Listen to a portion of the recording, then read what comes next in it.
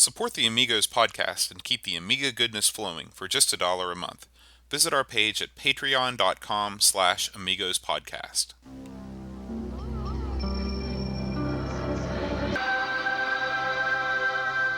Amiga, the first personal computer that gives you a creative edge. Amigos, the podcast about everything Amiga. Amigos is a proud member of the Throwback Network, your home for quality retro podcasts. And now, here are your hosts, Aaron Dowdy and John Bodovkar Schaller. Hi, everybody. Welcome to Amigos. I'm John. And I'm Aaron. And today, Aaron is out on assignment. Oh, yeah. Just kidding. He's driving. I'm in the field. He's in the field doing very important Amiga-related things. Undercover Amiga action. That sounds like a magazine from the late 80s. So we apologize for the if there's any poor sound quality, but we wanted to bring a show to you this week, and we're bringing a show to you this week. The first thing I want to do is go over some feedback. We got some feedback from a new supporter named Chris Folds, and he's kind of a game developer. He's working on a retro-inspired game. He says, cool. I'm an Amiga fanboy from back in the day, and was a demo scene coder back then, but wandered off into the PC and consoles, and then 2 years ago decided to get an Amiga again. And he said it's his true love. He's got an Amiga 1200 with 8 mega fast RAM, compact flash card, hard drive, linked to an old Dell monitor. This is a guy, I just posted his rig on the blog today. It's a pretty nice setup he's got going on there. He says, your podcast is great. Listen to it each week, and it's funny hearing the U.S. perspective on the Amiga. So very different at times to my British memories. So thanks, Chris. Thanks for writing in. Yeah, thanks for supporting the podcast. We appreciate it. We also got some feedback from Zach Zimmerman, another one of our new supporters. He says, so I've dived into the podcast 2 feet first, and I've got to say I'm quite impressed. He says, I came for the Amiga, but stayed for you guys. You two have great chemistry. And he says it's also very interesting listening to other North Americans and their appreciation for the Amiga, which I've always felt was a predominantly European thing. And I'd agree with that to some extent. Yeah, yeah. And he says, now you two are quite older than I find your perspective educational and horizon broadening. So what do you think about that, Aaron? We're broadening horizons. I like that. I'm glad somebody's getting... I've never broadened so much horizons before, so it's very gratifying. He says, I'm very glad you don't go overboard with silly production inserts, clips, and sounds. So no problem there. Our lack of preparation comes in again. Trust me, if we get to record this on a tin can and a string, we'd be rigging it up. He says he's starting to run out of buzzwords and positive vibes, so I'll space it out for future emails. Thanks a lot, Zach. We really appreciate the kind words. He says, I've always wanted to get an Amiga, but he's not opposed to emulators, and so I sent him the that link that I used to get my Amiga set up running from the Cake is a Lie Gaming. And so hopefully, Zach, you've got that up and running and you're able to play along with us. Yeah, that's nothing wrong with Amiga emulation. I mean, they do a good job, and for a lot of people, that's literally the only way they're going to come anywhere close to reliving their old Amiga memories or finding out the machine for the first time. So I'm all for Amiga emulation. Yeah. We've got some new news from another one of our sponsors, O'Brien's Retro and Vintage. Hey, we love them. Yeah, O'Brien's is now an official Hyperion dealer in Norway. So he's going to stock Amiga OS 4.1 Final Edition and the game Gorky 17. They're in the store in the near future. So this is a big news because it's finally possible for Amiga users in Norway to buy stuff from Hyperion locally instead of having to import it and pay all kinds of extra fees and stuff like that coming from other countries. So that's great. Yeah, thank you. Thank you for sending that tip into us, O'Brien's. Hopefully some people check out your score, and all those Norway guys will be able to check out the latest and greatest as far as Amiga OS goes. One other thing. There is a paper Amiga magazine, like you said, Amiga Future. And it's funny, I looked into it myself. I was just saying, I was like, I know I saw one of these. I saw it on Amiga Kit. They were selling it. Yeah, It looks like it's about. Did you get about? It's about $10 US or something like that, somewhere in that Very ballpark. reasonable. Yeah, I mean, when you consider, how much Retro Gamer, which is a real magazine, with a real staff and everything, if it costs them, $13 to get it to us, having, a kind of a homebrew mag that's on real paper coming in at $10 an issue, I mean, to me, that's reasonable. It's another thing that O'Brien's is going to stock also in Norway. So look forward to that, all you Norwegian Amiga fans. And I think they have multiple languages, and I think they're like issue 180. If I'm not mistaken. Holy cow! I mean, it was a lot. I was like, holy smokes! I can't believe where's this thing been. So we may have to. I nosed around to try to see if I could see a sample copy or anything. I couldn't find anything, but I'm gonna have to pick one of those up, just have a flip through. It looks pretty heady. I mean, we're kind of the duds of Amiga crowd when it comes to what, I know a little bit about the hardware, a little bit of software. Mostly we just play the games on it. But, I mean, it looks like there's some pretty heady stuff in it. But, heck, for $10, I might give that a shot and have a look and see what it looks like. Yeah, absolutely. We've also got some big news as far as the site goes. We've added a new contributor, Dreamcatcher, one of our oldest fans and supporters. He's writing for the blog now, and let me tell you, I feel like we should be podcasting for his magazine rather than the other way around. No kidding. He's a star. He's a star. He did just absolutely stunning reviews of both the Chaos Engine and the Addams Family. You can look at both of those on the Amigos.com. And also his next review coming up, just a little sneak peek, he's going to delve into RoboCod, which we covered a couple months ago. So I can't wait to read that one. His Addams Family review was, it was tippity top shelf. It was as good as anything I love read. all of his stuff. Yeah. Oh yeah, the format was great. Holy smokes. Yeah, so thanks a lot, Dreamcatcher. Welcome aboard, man. And we got to keep cranking out the good stuff. But, man, check out the page and read these reviews there. I was blown away, frankly. Maybe we should start we need to start our own magazine. We'll throw our hat in the ring. We got a one-man band. That's right. Brian, if you're listening, you just shut down your mag, come on over and join the Amigos team. We've also got one other news section on the site. I'm going to try and post something about once a week on there, just kind of an Amiga auction watch. Everybody likes looking around, looking at eBay, looking and seeing what things are going for. I'm going to try and dig around a little bit in my free time and find some really some unique auctions, some auctions that might be flying under the radar. Maybe you can pick up some equipment, some hardware or software that for a little bit less than what the normal going price is. So it's called Auction Watch, Amigos Auction Watch. It may or may not be called that in the future. It's called, but you'll see, I'll try and post about once a week and get some action on there. I love looking at eBay. I do that all the time, all day anyway. Pinball machines, arcade machines, Amiga stuff. It's all there. eBay's great. Yeah. And, eBay is what it is. It's great to find stuff on eBay, but then you have to deal with eBay, deal with PayPal. But still, especially when you're in the States, if you want Amiga stuff, you don't have very many options. That's the only one, pretty much. Right. So yeah, that's a good idea, and we'll keep it stocked as best we can. Awesome. And finally, just our last little bit of housekeeping news before we get into the game. We have the new board is here, and this is that board that we were talking about a couple weeks ago. This is the RGB to VGA board that will downscale to 15 kilohertz or whatever. And I'm holding it in my hands now. I'm unwrapping it for the first time. In fact, I'll stop unwrapping it so we can do that live on the air, because everybody loves a good unboxing video. Yeah. Yeah.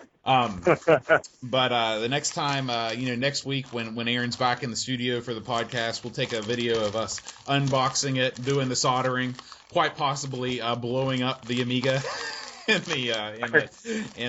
the process. Hopefully, we'll get it up and running, and finally, we'll be able to stop talking about getting the 500 going and start showing off, a real Amiga system doing some real Amiga stuff. So I got a good feeling about this one. I will say, one way or the other, when we get finished, we'll have the ugly. Everyone put together a beautiful gaming rig. They're hand painted. We won't have the ugliest, most convoluted mess of an Amiga ever assembled. But we will try our best to make this thing live. It will be interesting. I'm looking forward to digging into it. And by the way, I got to note that my Japanese diodes should be delivered this week. Oh, so I just canceled. I canceled the one from Malaysia. I've not heard back. I don't know if I'm going to get any money back. I've got no idea. So I'm hoping. So we've got a two-pronged attack here. We either have a 1084 monitor or we'll have whatever the heck Boat's got there. Well, hopefully one way or the other, we will have some. A Boat will finally get to dip his toe in the pool of a proper Amiga. Absolutely, and we'll document everything on video and throw that up on the YouTube page so you can follow along with us and enjoy our exploits. Oh yeah. All right, it is time to talk winter games. Oh yes. So Winter Games, Winter Games was a game it came out as an Epix title. Epix is, I always think about Epix as being the games company. California games, winter games, summer games, but they did a lot more than that. They actually put out a good number of games. Oh yeah, they had a lot of good hits. Yeah, I didn't realize that they did Impossible Mission. They did Chip's Challenge, which is another that was a Lynx game. So I mean they've really done. They did, I think, probably the most the earliest Barbie title of all time, 1984 for the Commodore 64. So they did Jumpman and Jumpman Jr., which are two of my favorite. That's true. Two of my favorite games. I love them. ColecoVision and the Atari. I love those games. They did a weird wrestling game for the C64 I liked, Epix Wrestling. Mm-hmm. Of course, like I said, you said they did all the game stuff, which is true. They were a prolific company. Of course, we can't forget the Temple of Apshai stuff that they did, which is awesome, or Apache, or however you pronounce that. I've always called it Apshai, but people have their own variations on how they pronounce it. But yeah, they were a good company. And I liked pretty much, I think, almost every game. And, some of the later ones were a little wishy-washy, but I thought the first bunch were pretty solid. Yeah. And, of course, Epix was also involved in hardware development. They did the really iconic joystick, the 500XJ. Are you familiar with that joystick? I have one, and it is an outstanding stick. I have one of those. And boy, is it the best stick ever? It's right up there. It's real good. I've had one in the past, and it's just really awesome because you got the buttons right there on the side. The thing fits perfectly in the palm of your hand. It's very ergonomic. Yeah. What Atari should have done when they bought the Lynx from Epix is they should have bought the rights to that joystick and put that one out with the 7800. Yeah, because you could fit that with two buttons. I mean, it came with basically two buttons already. Yeah. You were in business. That would have, boy. You aren't kidding. That would have been, compared to what they ended up producing for the Sun 800, for example. Boy, not good. Other kind of infamous stories or famous stories about Epix. Are you aware of the Epix origin story? The origin, I believe. Now, it's been a while since I looked into this, but it seems like they've been the guys meet because they were D&D partners. That's right. They were D&D partners, and one of the guys bought a Commodore PET to kind of take care of his DMing duties, running calculations and things like that. Sure. And he said, hey, I need to write a game for this thing so I can write it off on my taxes. And Epix was born. Tax write-off. Of course, I've been a dungeon master for many years. Yes, I'm that dorky, folks. And and I can understand why you would bring in a computer to keep the number crunching, especially in the old days. Dungeons and Dragons is a complex game with a lot of charts and numbers. So, although a PET, I'd have to wonder about using the PET. But still, pretty neat. That's funny to think that's how Epix came out of it. Right. Now, the other big story that a lot of people know about Epix is they were involved in one of the earliest copyright infringement battles. Was it with Data East? Right. Yeah, I remember that. Yeah. Yeah, so they, this was in 1987. There was a game called Karate Champ. Which was an arcade game. Great game. Is very, is one of the first one-on-one fighting games. And Epix brought out their own version for the Commodore 64 called World Karate Championship.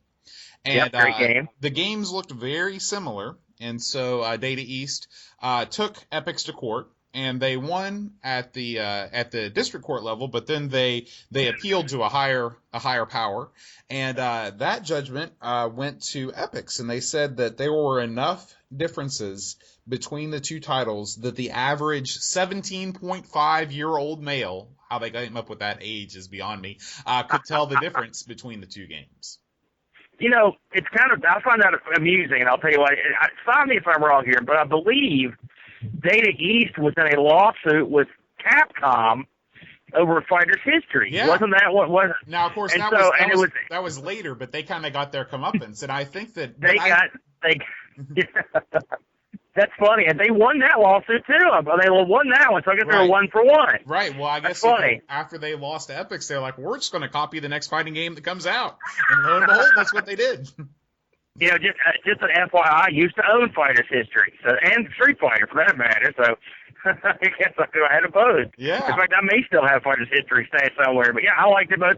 But it is funny that they would because really I see a lot more in common with Fighter's History and Street Fighter than I do World Karate and Karate Champ. Mm-hmm. I mean, Karate. If you remember, Karate Champ had to use that 2 joystick control method. I mean, that was the game, the joystick controls, and really that was not emulated on the C64, and they had an Amiga version, and so I could see where they would. That's kind of a hard case to sell. Otherwise, every fighting game, you could sue for all of them, really. Right.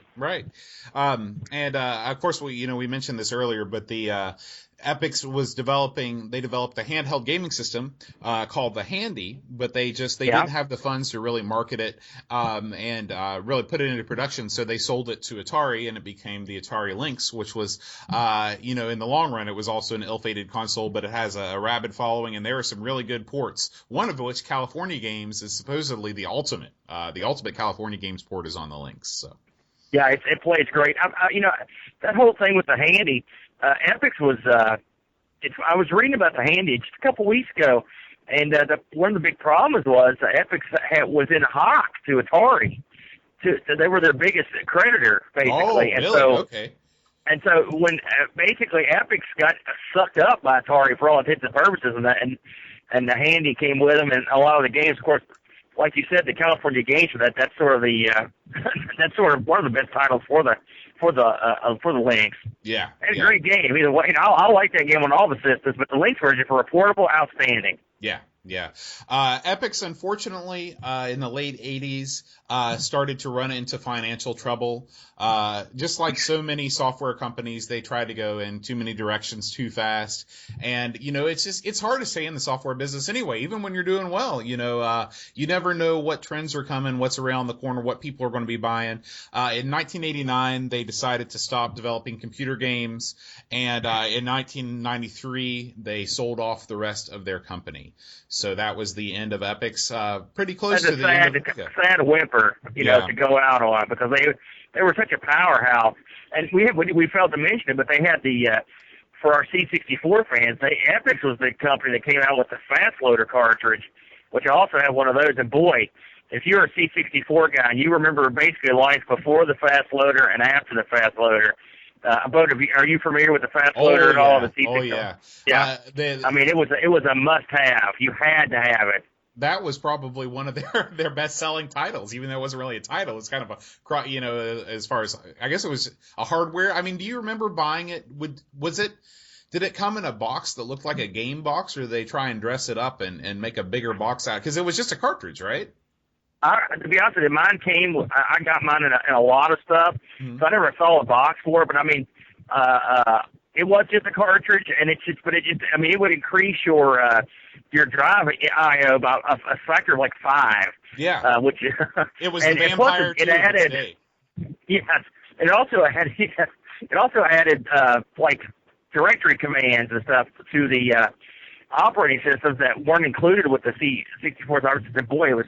I mean, I can't imagine even fooling with the C64 without having one of those back in the day. It was when it came out, it changed everything. And they sold 1 million of them. It's hard to believe that company went out of business with that card. I mean, that cartridge ended up getting cloned and sold by everybody else on the planet. But they had a good head start, and they sold a ton of those things. So yeah, it's a sad way to see them go out. They just kind of faded away. But they had a hell of a run. Yeah, yeah. And just a little postscript, I guess in 2006, there's a British publisher called System 3. They bought Epix's assets, and they ported some of their classic games, like Impossible Mission and California Games, to the DS, the PSP, and the Wii. So I'm going to have to check out that California Games port to the Wii and see if that's any good, because that might be something worth checking out. That's awesome. I did not know that. Let's talk about Winter Games. All right. So Winter Games has one of the coolest boxes. Can you picture the box for Winter Games in your mind? I own the box for Winter Games for the 7800. So yeah, you can tell me if it looks like this or not. There's kind of neon blue outlines of people doing all the different events, the bobsled, and then in the center there's this guy kind of outlined in orange neon, a portrait of his face with a big winter snowflake medal hanging around it. It looks awesome. It really looks cool. They had their boxes tended to have a very stylistic the games. I mean, I always loved the way that they did their box art. I mean, it wasn't, I wouldn't say it's the most artistically awesome, but it's just the way they did it was very stylized and cool. Yeah. And you're right. I thought it was a really awesome box. There's also a tagline under the Epix name, and I never noticed this before, but it says strategy games for the action game player. So I guess they were trying to target, if you don't want to play, Battle of Midway 1942, but you want a little bit more strategy in your action games, Epix is the way to go. It makes sense if you think about it, because look at a lot of their games, the game series, obviously, stuff like Impossible Mission, even Jumpman. They weren't just Twitch games. You had to put a lot of thought into them. So that makes sense. Yeah, that's absolutely. A good tag. This was released in 1985. It was originally released for the C64, and just like all of the game series, it was ported to everything.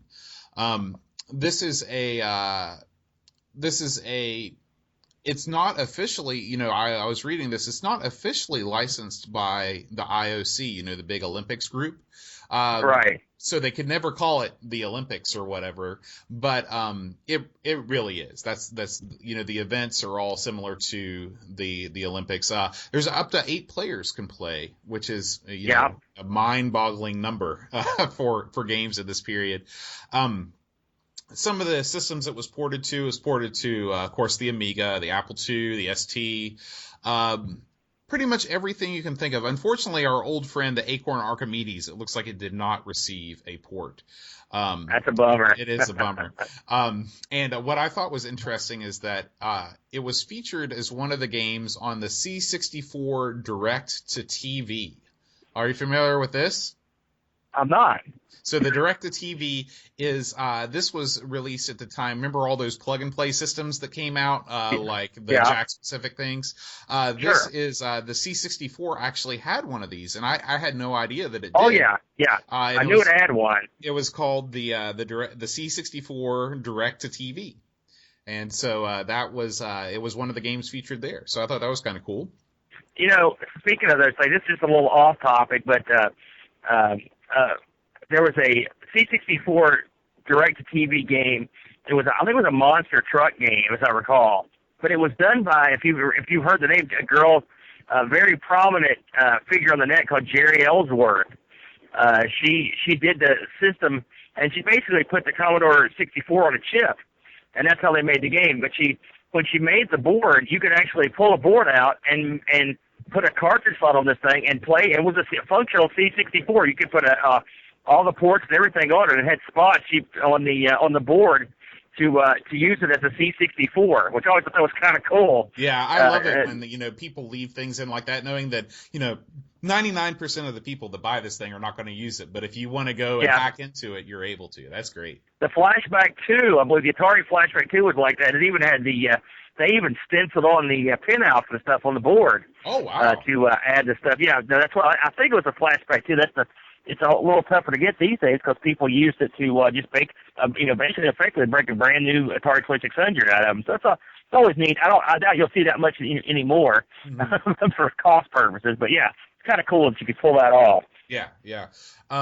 This one other thing is that this was ported most recently to the Wii Virtual Console in 2009, but it looks like it only got an EU release.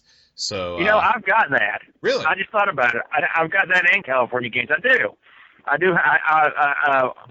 don't know how I got them.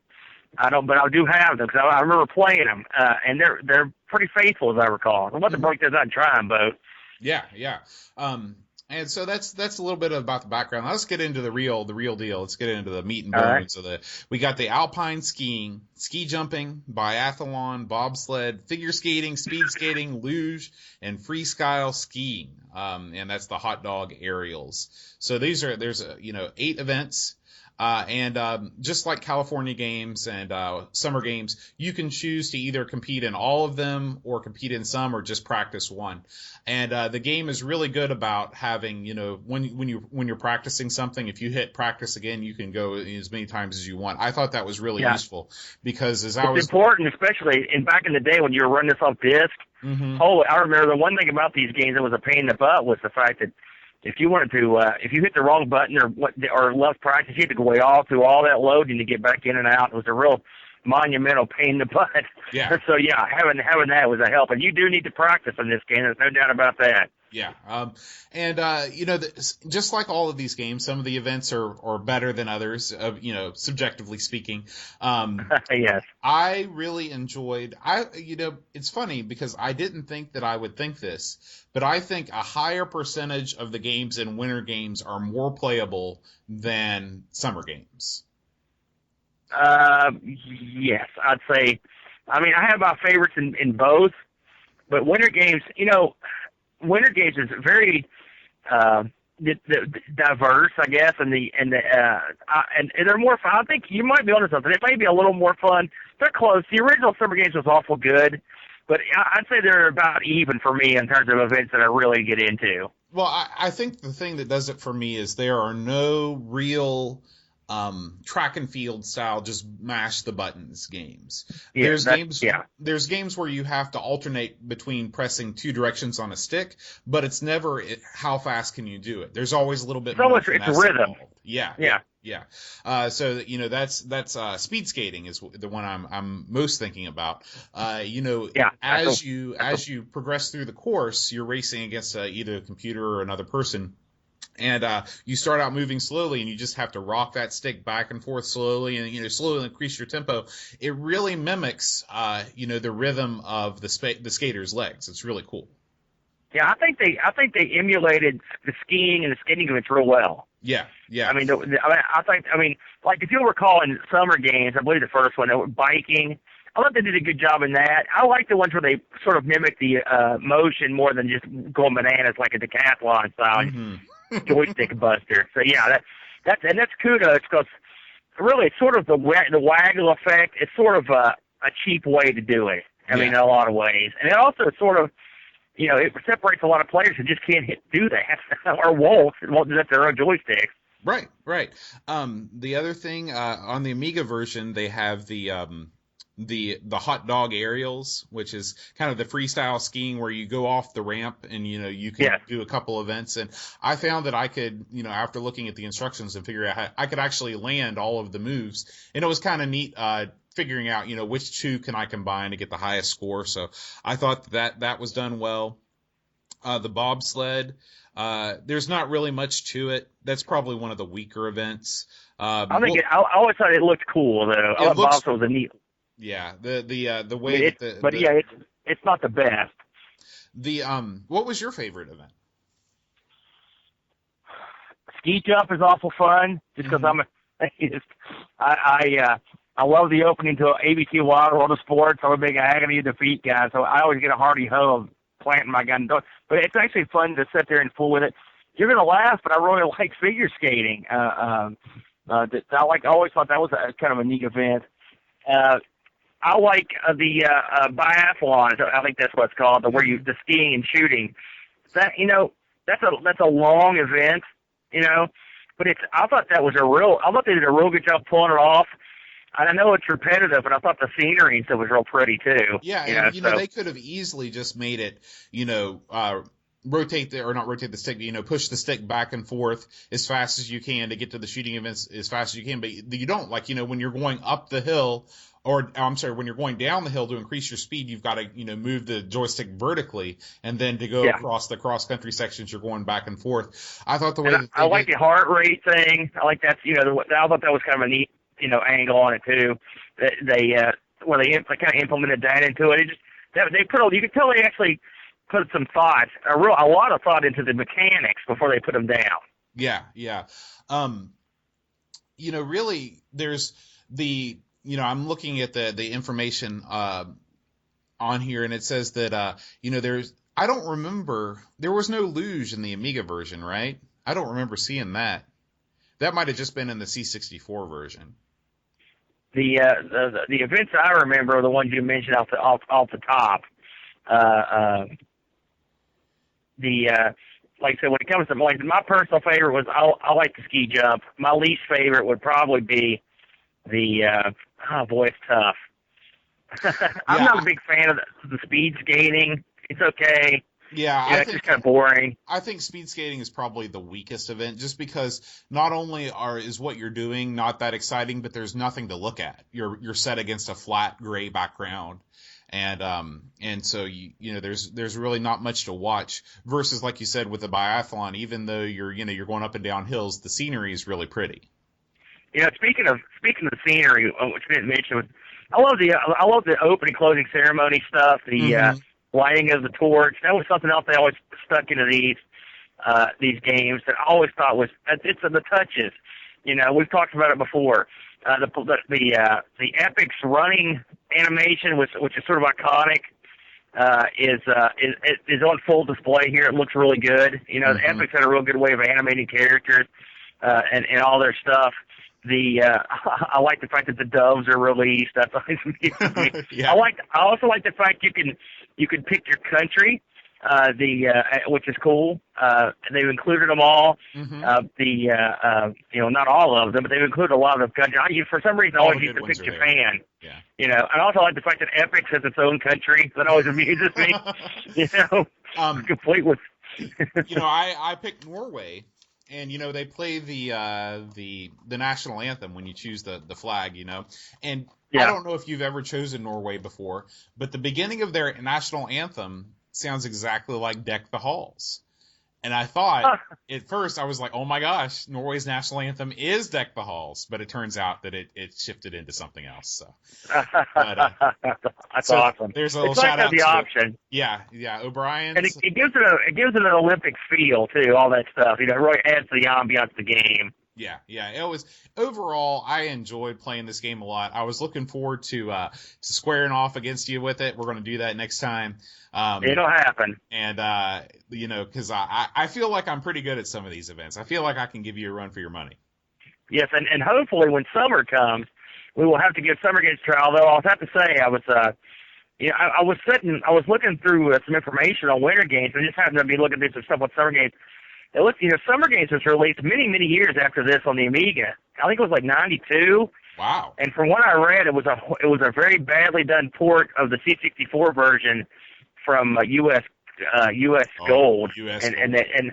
And they did Summer Games 1 and 2. And if you consider Summer Games for Winter Games, these aren't making it to the Amiga until 92. That sounds like a cash in. Yeah. But we ought to try it anyway. Also, one thing I want to mention is that hey, one disc. That's pretty impressive. That's the first game we've done in a while. That's only one disc. So and ran on the original chipset. So something else. Of course, I always do this. I checked on eBay to see how this thing was rocking. Guess what? I think it's the first game I found no copies. Really? None. I found no copies available or sold in recent memory of the Amiga version of Winter Games. Huh. So I don't know what that means, everybody. But if you have a copy, one, you may be sitting on a gold mine. Yeah, I mean, usually there'll be a copy that someone's trying to get like a couple $100. There's always that guy. That guy's not out there, so you could be that guy if you have a copy. So, you could be the guy that's trying to extort money. Well, I think that really about wraps up, Winter Games. Yeah, I give it a thumbs up.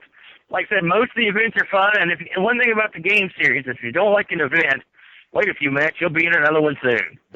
Right. I'd like to thank our sponsors. We picked up a couple more this week. We got Chris Folds, Zach Zimmerman, Adam Bradley, Will Williams, Daniel Bingston, O'Brien's Retro and Vintage, Brent Dowdy, and Chad Halstead. Thank you so much for your support. Thanks, guys. If you'd like to support the Amigos podcast, head on over to patreon.com/Amigos podcast. Just like Chris Folds did, if you support us at the $10 a month level, I sound like PBS, you can pick a game at once a month for us to do, and that's what he did. He wants us to review Super Skid Marks. Oh boy. This is a game that I know nothing about. I'm going into it completely cold. I'm guessing it's some sort of a racing game, but we'll find out. I've heard good things, but I've not played it. So look forward to that next week. Until then, adios. Adios.